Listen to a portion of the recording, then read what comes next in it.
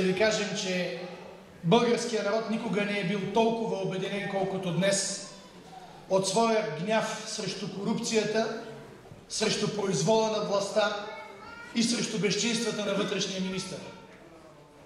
Ред, законност и справедливост е политическа партия, която има смелостта и компетентността да разкрива истината.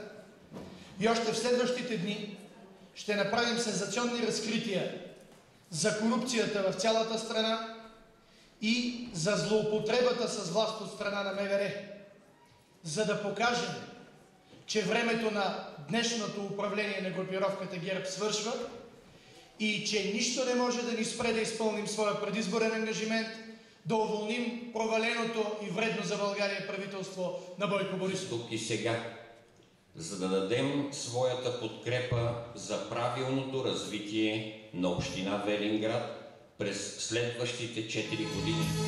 Никой не може да ви отнеме обичта на хората.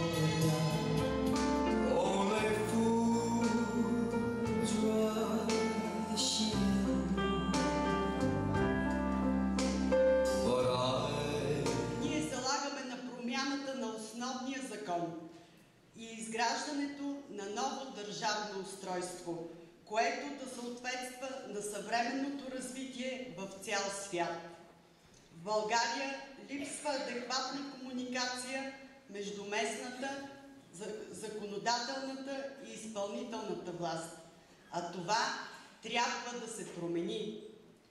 Местният вод е значим избор, защото именно в отделните населени места се усвояват средствата от европейските фондове и именно там се правят политиките, които в основата си променят живота на хората. С вас, за да я заявим отговорно, че ние ще работим близо до хората за едно прозрачно и по-добро управление. За неопред в община Велинград. Това е нашето мото за местни избори 2011 година.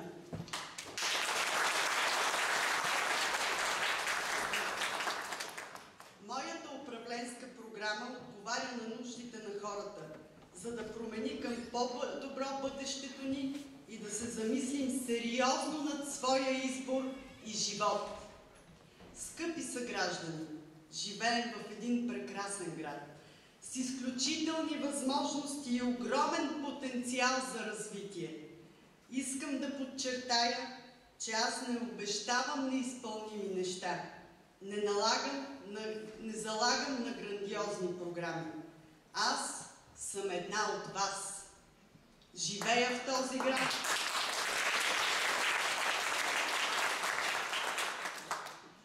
Живея в този град, мисля за курорта ни. Изживявам както вас всички неудачи и взимам при сърце както проблемите на общинското развитие, така и личните незгоди на хората. Искам да работим заедно през следващите 4 години. Искам заедно да решаваме проблемите на Велинград.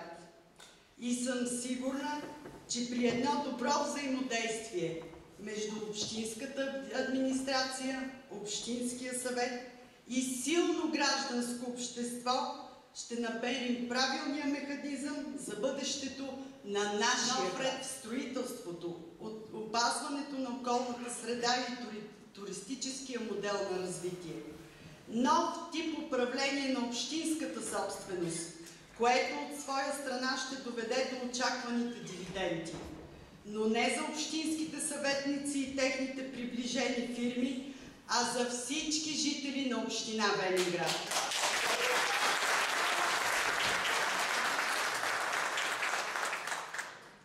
Нов модел на управление на общинските предприятия и търговски дружества, които със сигурност могат да формират печал в Велинград.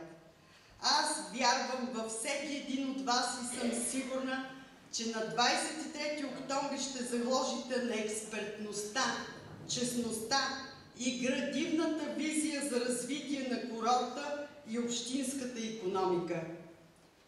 Налице е тежка политическа криза. Важно е да знаете, че ние поставяме България и родния си край над всичко. Няма да се поддадем на натиск и манипулации. Велинград трябва да се събуди.